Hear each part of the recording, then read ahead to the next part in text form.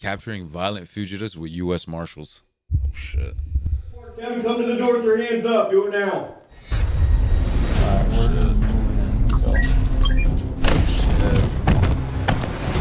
You got a warrant for your arrest. Set the backpack down, or you're gonna get tased. You're gonna get tased. Our mission is violent fugitives. That's really kind of one of our goals, is to make sure that we're shrinking their world smaller and smaller and smaller. They're doing it already. It's too late. Oh shit, oh shit. Oh.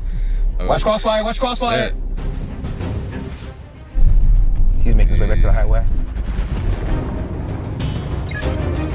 Suspect confirmed. Suspect confirmed. Ohio, U.S. For 3 Marshals. days, my team and I embedded with the U.S. Marshals Northern Ohio Violent Fugitive Task Force. Their job is to hunt down fugitives wanted for murder, armed robbery, domestic violence, and other serious crimes. In Armed doing so, robbery, we witnessed domestic raids that violence. resulted in arrests and others that escalated into high-speed chases, foot pursuits, and full-blown manhunts. So join us today as we take you inside the hunt for some of Ohio's most dangerous outlaws. But first, folks, a quick word from the sponsor of today's episode. First, let me tell you about the sponsor of today's video, AnyDesk. It's basically a way to teleport into any computer at any time using remote access viewing. Picture this, you're on the phone with your grandma and she wants to listen to a Britney Spears song, but she just doesn't know how to open iTunes to do it. Instead of driving all the way to her house to figure it out, you sit in your own house, use your laptop, remote access view into your grandma's computer, boom, Britney Spears is on the speakers right now, boy. Or picture this. Your mom calls you. She's afraid of getting scammed by guys like Punchmade Dev. So you log in, use AnyDesk, and make sure her antivirus software is up to date. Boom, problem solved. So there's a variety of ways that you can use AnyDesk to make your life more convenient. And the cool part about it, it is free for personal use. And if you are a business client, they can pitch you custom pricing solutions. AnyDesk is a company that has partnered with anti-scamming YouTube channels like Jim Browning and Scammer Payback, and they offer this on iOS, Mac, Android, all the normal platforms. So if this sounds like it could help your life, click the link in my pinned comments and get started on your journey.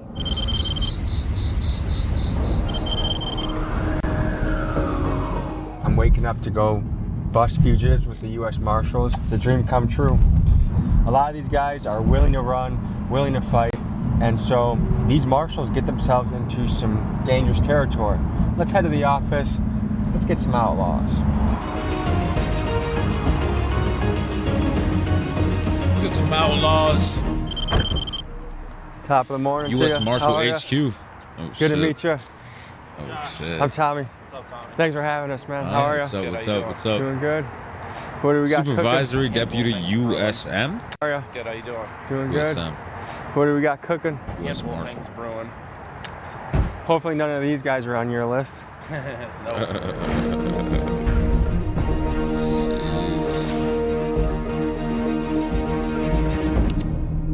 All right, so we're just about to head out on the first mission of the morning. They're getting comms in order. They're prepping. They're getting everything They're getting arranged, comms in order. and it's They're kind of that prepping. calm You hear that? for the They're prepping. storm. They're getting comms. And you can tell that we're going to be in a nice fleet heading towards whoever the first suspect is. And I just got to say, so far, my money's on these guys. I'm just trying to picture the mindset of someone on the run. How are they moving? How are they operating? Like, it's not an easy life at all. Like, do you have a house to live at? Because they're probably getting hit immediately by law enforcement. There's a lot of logistical issues of being on the run. Just see how this all pans out. So you might be wondering who all is assembled here and how the U.S. Marshals operate. Here's how it works. In each task force, there are only a small handful of actual U.S. Marshals. The rest of the team are regional police that have been deputized by the Marshal Service and therefore given the authority of a U.S. Marshal while on duty for these raids. Within this group are Cleveland and Akron officers that are familiar with these neighborhoods and backed by informant networks that help provide the latest intelligence on these fugitives. They're also joined here by suburban and rural officers who bring additional muscle to the operation.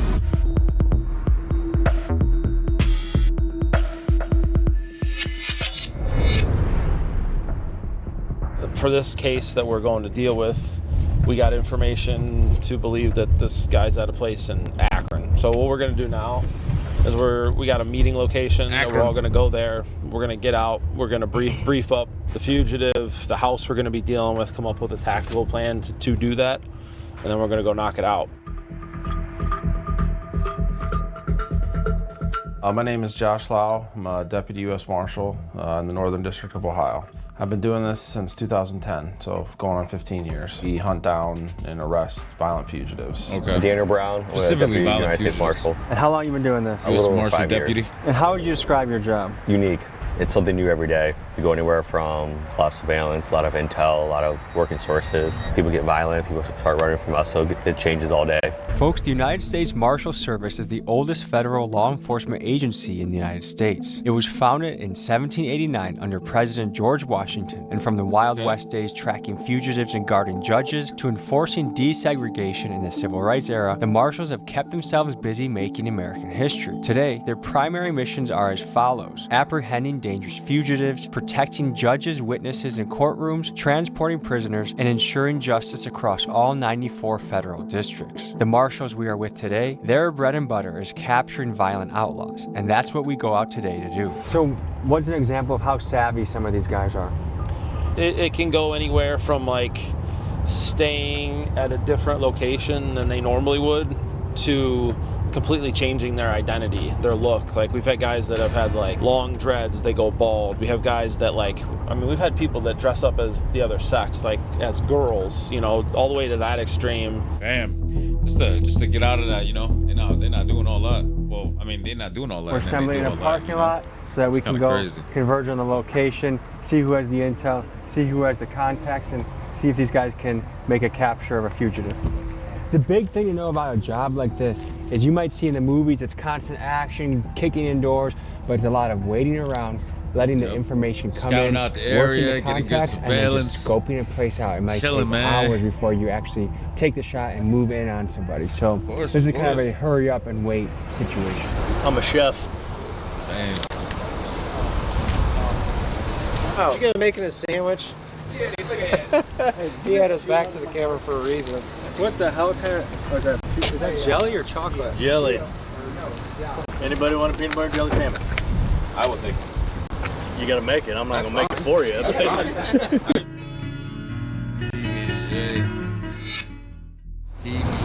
All right, guys. We're going for Mr. Terrell Sparks for dangerous drugs. Dangerous drugs, weapons of offense. He also has a county case up here for weapons offense. 3 addresses in play. Just from what we looked at from his past history here. The address on the collateral that they gave us is the one that Ryan's looking at right now. He likes the most. Street. I got Hutch out there right now. He's saying no cars are there, nothing at all. He got pulled over in the past with this chick's car. Got a ticket, whole 9 yards. The chick lives on Medina. There's a rental car right out front of Medina. That's his dude's MOs. Moving drugs in rental cars, going up and down the highway here. I'll send out those couple of addresses. With the 3 addresses kind of break up just in case we see him. That's fine. I think cars here should blend. So yeah, we should be all right. So we can get... If I got any questions, we'll be taking them down to the Fed courthouse. It's a clear cut. Cool. Oh shit. All right, they gearing up. Oh, they already geared up. What the fuck I'm talking about? They're geared the fuck Basically, up. that he could be at one of these 2 houses. So as of right now, we have multiple people sitting on the residence, and we're gonna wait until we hear otherwise. A huge part of our success is the public. We blast out a public. fugitive of the week every week. What that does is that generates tips, and we have the ability to pay tipsters for information that they provide. And the other part of that too is it's not always a money thing for people. There's a lot of good people out there just trying to do the right thing. What's he driving? Was that it? Is the car gonna be the Oh, here it gray is. Jeep?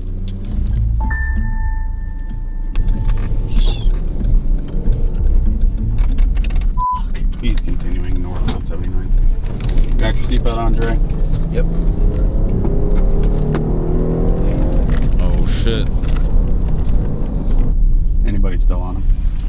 So we think we might have target in this gray Jeep up here that we're following, potentially. Okay. All right, indicating to go 90 west.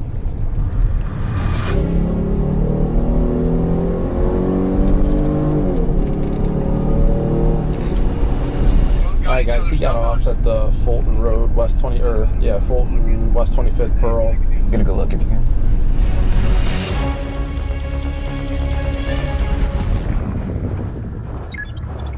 Suspect confirmed. Just east Suspect on Clark confirmed. from Fulton. Or West 25th. He's pulling into a lot over here by Cravings Food for the Soul. He's parking.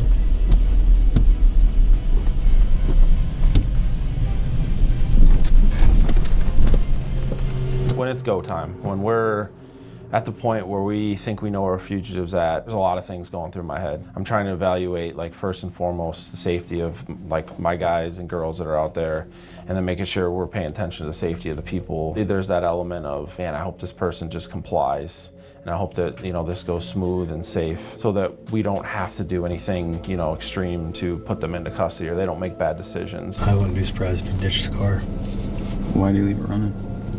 Think he cares? That's true. All right, so to recap, we still have eyes on the Jeep. We think it might be running still, but target exited the vehicle and walked towards that 7th whatever. Call it when you guys are ready to lock it down. Can you see anything? No. I'm trying to stay back. Yeah. No, I got you. There's a black man.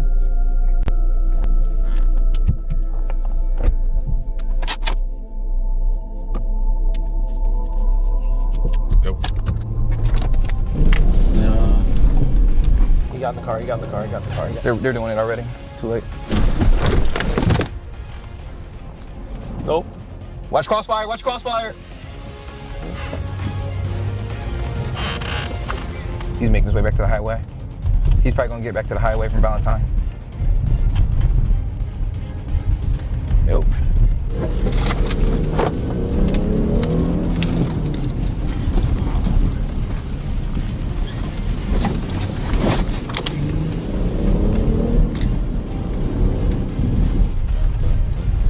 Shit's getting intense. It's getting intense. This is Valentine. All right. Yeah, let's just kill lights and sirens for now. Let's let it settle down. We got that something dude fled working from with us. Not sure if he's going back to 71 or where he's gonna be going, but he fled from us. I'll send you a picture of him, of his vehicle. I don't know if you guys got anybody in the area. If anything, he's gonna go back 71 to 90 to go back to his spot. So he stays on the east side. All right, thank you. Appreciate it, Matt. Bye-bye. We don't know, guys. We don't know where he's at. It had looked like the Marshals had Mr. Sparks good and cornered at the restaurant, but at the last moment, Mr. Sparks was able to get to his car and do the dash and get away, as the local lingo goes. However, what Mr. Sparks may have not been aware of was that the Marshals were still pursuing him and had a plan to hit a house he was at the very next day. Well, shoot, dang it. That is what we like to call a cluster. We didn't know that he was, I didn't know he was in the vehicle. Nobody called out that he got in the vehicle. We were told that he was walking towards the car, and when we looked over, we saw. Did you see the guy walking down the street? So I seen him, and I was like, that's not our target. That's not him. He's like 50 years old. And then I look over, and dude's putting the car in drive. How do you know when to call it and move on to the next person? First and foremost, like, safety is like, that usually dictates for us, like, when we're gonna leave something until the next day. Sometimes putting a little patience in, waiting, sitting there for another day, or coming up with other ways to know for sure that he's there. You know, I mentioned like a chess game, there's a lot of patience involved.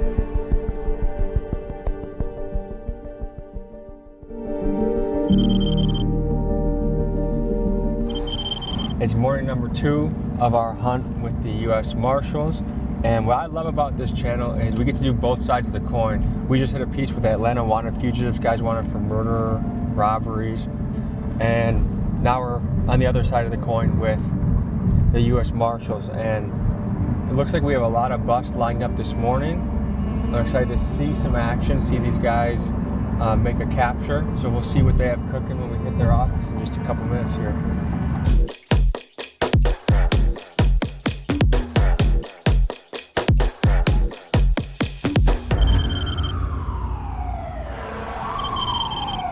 So what do we have on the docket for this guy? Next target is going to be Reginald Henderson. He's wanted for having weapons under disability, legally concealing, illegally carrying concealed weapon, receiving stolen property, drug possession of criminal tools. We got solid information that target works at one of the restaurants here on the street. We've already confirmed with the staff that he shows up here daily, and he's scheduled to come to work today. He's got a routine. He normally takes the bus here, shows up early for work, typically around 10:30, 10:40. Goal here is we're hopefully going to spot him soon enough, and then we're going to conduct an open air takedown here on the street, hopefully away from pedestrians. We do have information, credible information, that the target is known to carry a gun. I believe staff and or friends of his have confirmed that with investigators.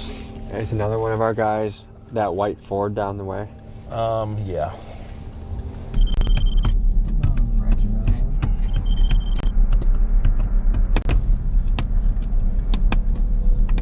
Worst case scenario, dude doesn't show up. Do we got another place for him? I don't know. I think if he doesn't show up by 11, I'm gonna have Stevens see if they'll call him and check in on him, see like what the deal is. All right, you think we got him coming down the street right now? All right, south side of the street, so he's gonna be on that side. He might be. Gray pants, black and gray hooded sweatshirt. Should be coming up. Suspect spotted. Like on your guys' Suspect spotted. Oh, yeah, I see him. He's on our right. He's on our right. All right, we're gonna let him pass. He'll let us pass us. I'll tell you when to start moving. He's like 2 buildings away from map room. Hold on. Let him stay right there. All right, let's dismount. Let's do this. Hands! Police, keep your hands where we can see them. Let's go. Stop digging. Shit. You got headphones in? Take them out. Set the backpack down. Set the backpack down now, slowly. You got a warrant for your arrest. Set the backpack down. Put it down or you will be tased. Put it down. Let's go. Put it down. Set the backpack down now, or you're gonna get tased. Keep your hands where we can see. Walk. Hesitate too hard, I'm not gonna lie.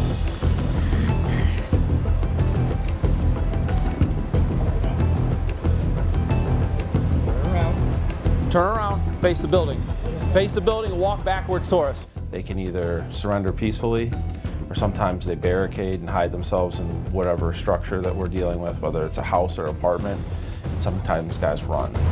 Hey, look, I'm gonna tase you in 2 seconds. Stop going towards the book bag. Put your hands on top of your head. Put them on top of your head. I'm giving you an order. Put them on top of your head. Put your hands on top of your head or you're gonna get tased. Get in the book bag, get the... Tasing his You will ass. get it again. Damn. You're gonna get tased again if you don't comply. Stop moving your hand. Let's go. I'm glad All they right, got let's go. tase Go ahead, guns guys. and they have tasers. Man, he was making me nervous.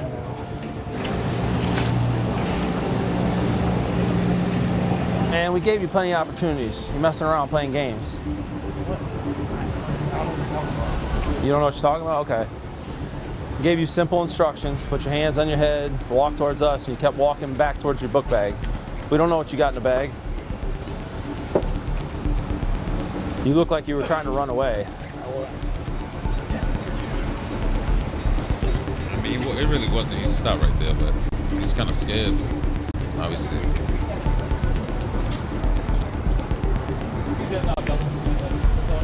Fuck up. Oh, and his earbud.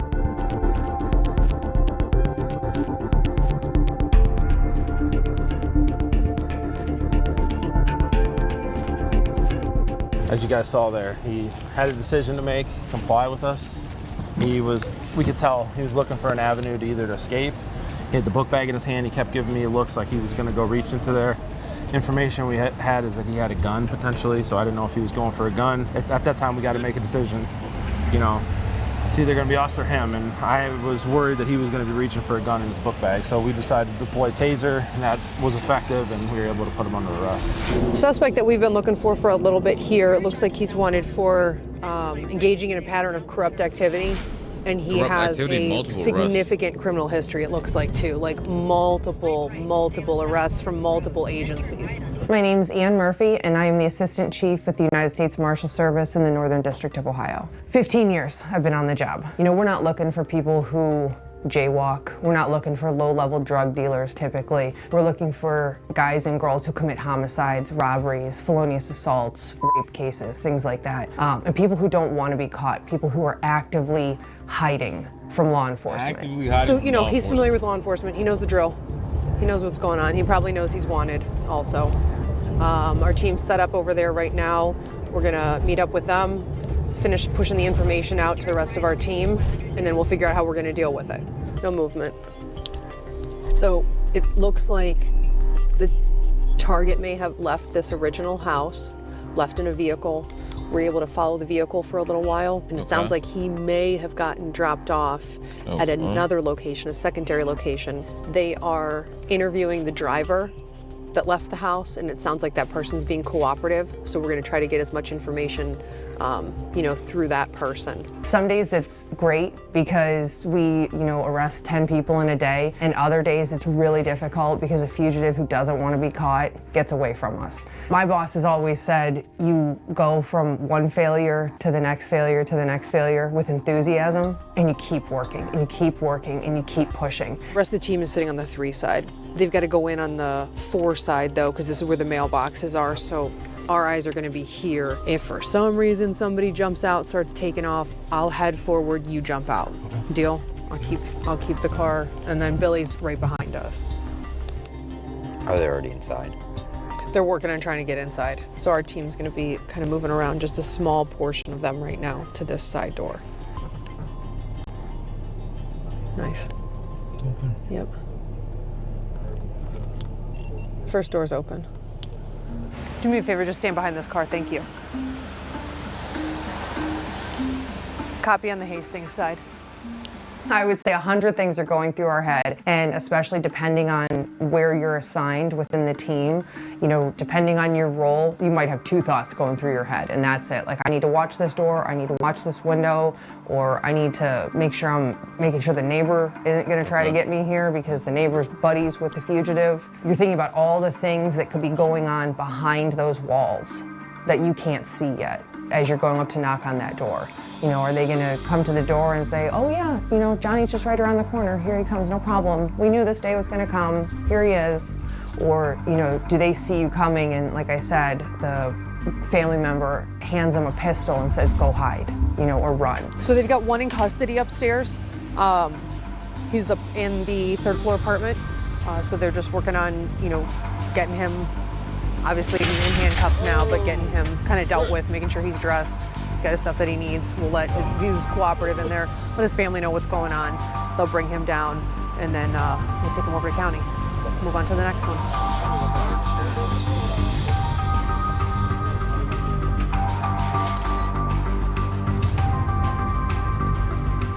All right, let me go in there and get the cameras on my face, bro. You're gonna do what we tell you when we tell you. It's going a whole lot different, right?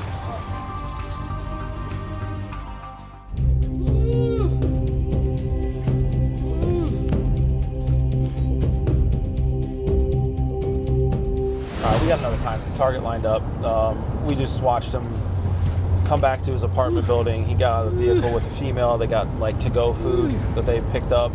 They went back inside their apartment. So we're heading there now, waiting for the team to arrive, and then we're gonna go ahead and converge on it. What's this guy wanted for? He's got a narcotics offense. What puts this into the violent category? So narcotics themselves, according to the Marshal Service, is a violent offense, just because everything that comes with it. But he's also got other violent offenses like aggravated robbery. I mean, he's 57 years old, but you never know. He's 6'1", 260 pounds. He has a extensive rap sheet, so you never know what somebody's gonna do. Josh, you're down. You're down. You can't go back there. It's locked. You're gonna need a shove or something? You got a shove to it? Yeah. U.S. Marshals. Fugitive Task Force. U.S. Marshals arrest warrant. Kevin, come to the door with your hands up. Do it now. It's the police. Come to the door. Yes, U.S. Marshals. Come out here, Kevin. Where? Kevin, hands up. Do it now. Dan, you got your taser? You got an arrest warrant. Step this way, step that way.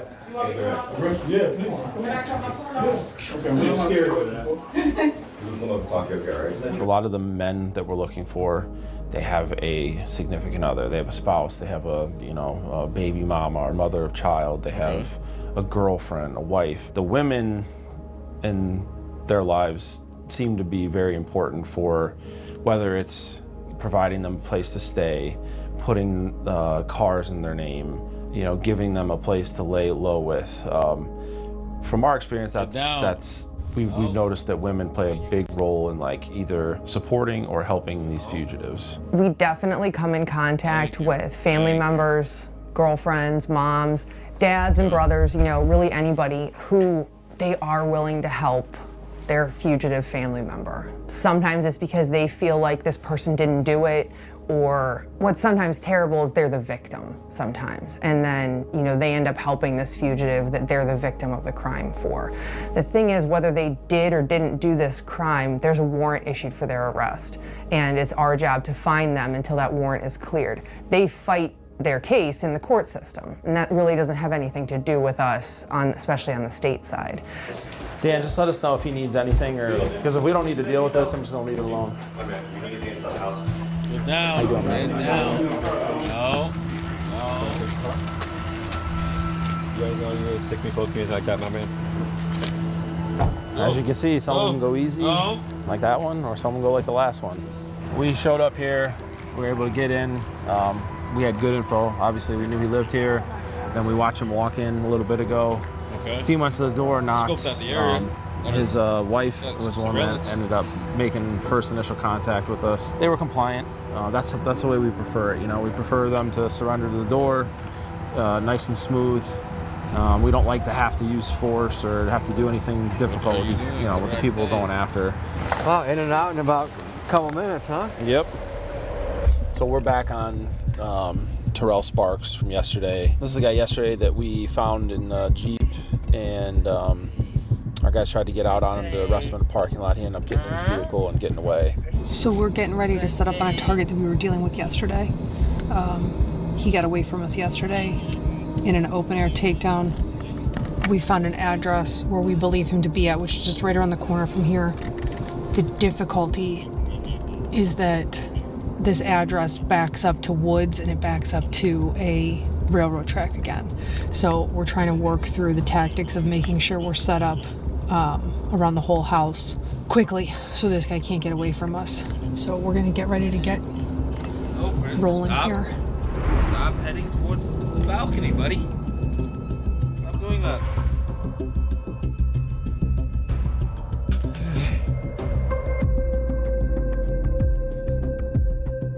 Here, let's go. Right here, it's right here, dude. Is that the Jeep?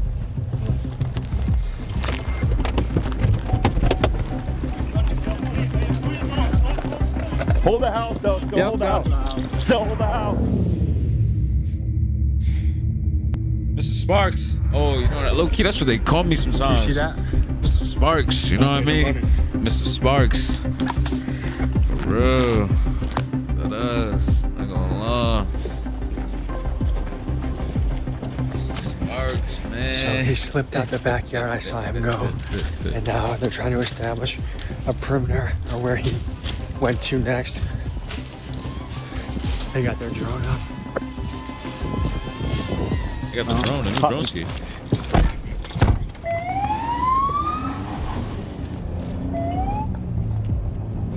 Got a description.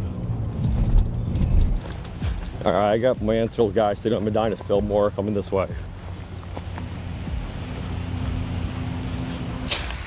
When something like this happens, you guys call in additional units? Okay. And police backup? Yeah, at this point we're looking to have patrol cars from Cleveland Police, as well as the other teams that are in the area, basically anyone available at this point.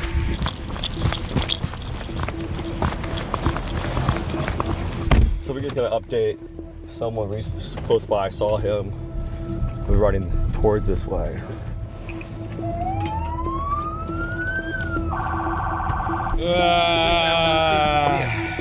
What do he look like? I don't know where my flag is. See. All right. One of the RTA guys said they saw my 55th Street. That's all he said. He said one of the flaggers just saw him. One of the So, Andy, flaggers. what's running through your mind right now? That if he made it 20 blocks, it's going to be an impressive run. We got plenty of bodies out. The hard thing is we're just spread out everywhere. We have good comms, which is good. We're just trying to make sure you're taking in all the information that's coming over. We've got a drone up. We've got multiple teams out. Secure the house, secure the house. Hey, police, come to the door. Let's go.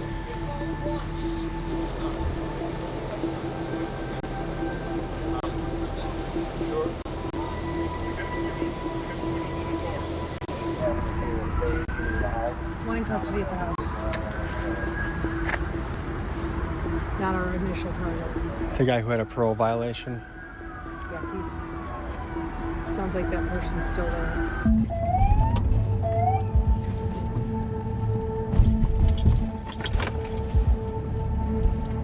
We have a possible sighting that he was over here running, so we're working on getting the train shut down real quick.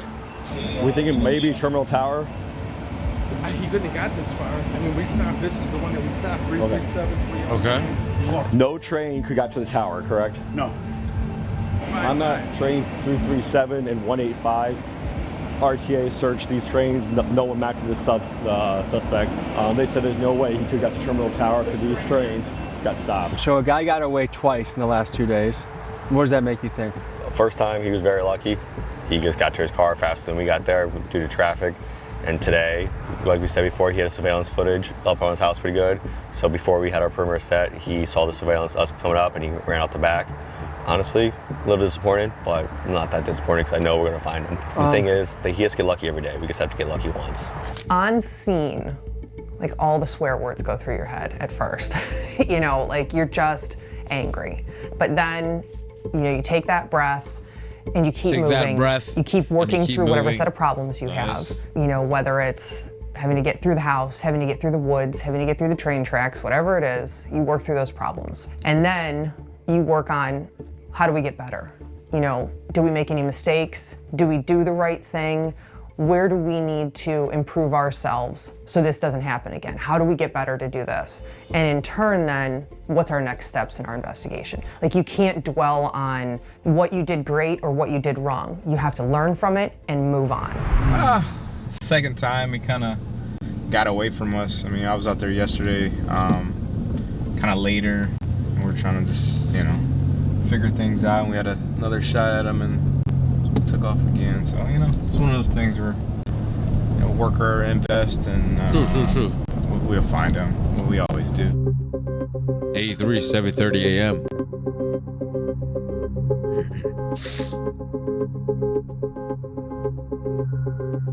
So we're gonna go from here to meet at a location, just like a parking lot, brief up the case while we're all together. And then the brief location is likely close to our, you know, address, our target address.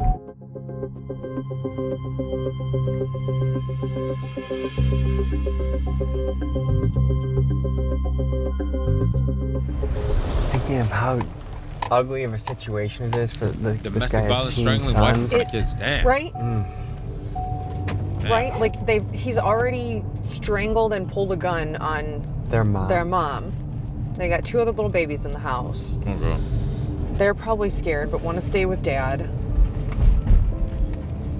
I get it too. If we arrest this guy, we're taking dad out of the house, and that's also traumatic to the boys. Like I get that. Yeah, it just feels like these boys are screwed in this situation either way. It's a rough go today. The silver car is our Mark. Yep. Is that the hot which? Across the street over here.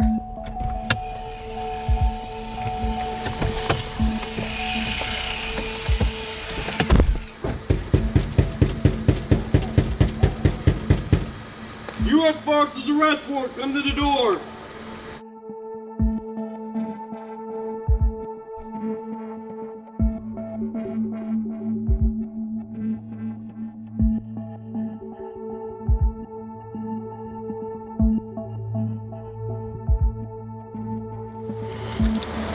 We just don't need you barefooted. That's all. I don't want you to step on any glass.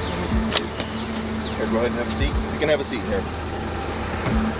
Watch your head. Go ahead. Yeah, 1 second. Here, I'll lift you up. You're good. There you go. Can I speak to my son 1 second? Let me get you in here and I'll get him over. Strap him in.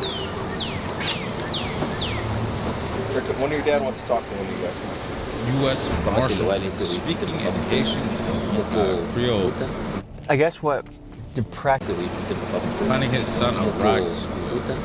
I guess what depresses me about that situation is that, like, by all means, it sounds like that guy belongs in jail for what he did. But he's still taking care of his boys. They're getting to school. He called him, called him an Uber, made sure that, he's got somebody there, 100%. And for the next generation, like, you hope those kids are going to turn out okay, but without a dad in the house or a dad that does violent stuff, right? Like, their odds to go into a route that's not productive for them But is high. they're good boys. We were talking about this in the car yesterday, and I want you to kind of speak on this theme that you arrest guys, they'll be in the back seat, and when you get to talking to them, you find them to be actually likable guys in some way. Like, can you talk about the human side of the coin of who you're going after? Yeah, of course. So the reality is everybody we arrest is a human, right? And, humans have good in them. And it's easy to, when you look at what they're charged with, to naturally assume that they're just some terrible person. But a lot of times what we've found is, there are people that once you get them in custody and they're sitting in the backseat of your car, they're just like everybody else, just like you and I. Like, they have a sense of humor, they have like compassion, they're funny. More often than not, we end up developing some type of rapport by the time we get from, putting them in cuffs till we're booking them into jail. So what are we walking into on this one? So we've got a new case just assigned to us. It's a female wanted for felonious assault. Okay. Shirley Jackson here. Assault with a brick. Wanted for assault with a brick, actually. Shirley, you look too nice to be hitting people with bricks. And we're getting the rest of our team in the area here, kind of creeping up, getting everybody a little bit closer, and then we'll go get ready to deal with this house. You know how long she's been wanted for?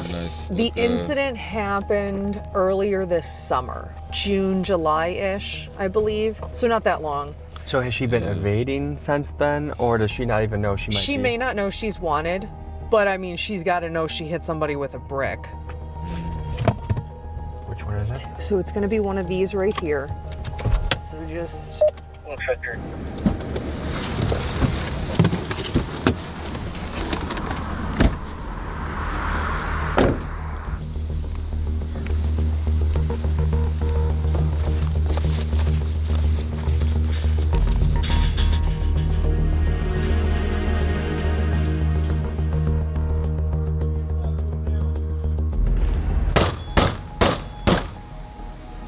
U.S. Marshals with an arrest warrant. Occupants of 1664. Come downstairs immediately with your hands up. Make yourself known. Man, they strapped them out there. Come outside. They got the riot shield. Oh, you have clothes on? What's your name? Shirley. Okay, where are your clothes inside? Where's your room? Hello. I verified your warrant this morning for the city of Cleveland, so we're gonna get you dressed. We'll get you downtown. Then somebody will come talk to you about what's going on. Okay. No commotion. Okay, nice. Wrap up the scene for us. Yeah, so it was a smooth arrest. The female was at home. She's at home by herself. She was taken into custody. No big deal. She's super cooperative with us. She knew what the charge was about, but she even mentioned, she said she filed charges also from the same incident. So they're filing against each other. That's what it sounds like. So for all we know, it could be he said, she said. And they'll work it out. She'll get an attorney. It's not like she's going to have to fight this on her own. We made sure we got her family's phone number so she can get a hold of them when she gets into custody. All right, folks, this has been a look into the U.S. Marshals rounding up violent fugitives. And for any division heads around the country watching this, we'd love to come to you next and showcase what you do, your profession. So appreciate you. You bet. Appreciate your boss, Pete. Just a reminder, all the big dogs got to eat. Shirts and sweatshirts are on the site. Grab yours if you like it. We'll see you next week. Peace. Peace. Damn. It's crazy. This smart. They got that shit down with the tase guns though, instead of like just like Big firearms.